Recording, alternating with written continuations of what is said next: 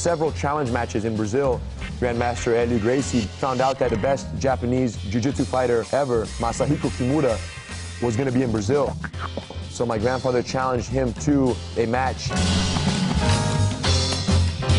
Kimura said, "Listen, Helio, you're good, but not good enough to fight me.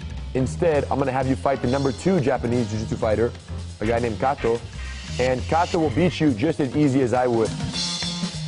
My grandfather fought Kato and choked him out after 6 minutes.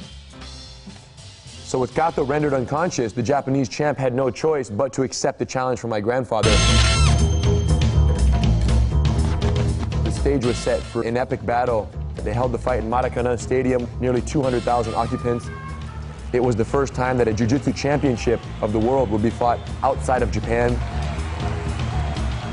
Kimura was so confident of victory, being that he was nearly 80 pounds heavier than my grandfather. He declared in the newspapers that if helio Gracie could last for 3 minutes without giving up, that he should be declared the winner. The fight was set for 2 10-minute rounds.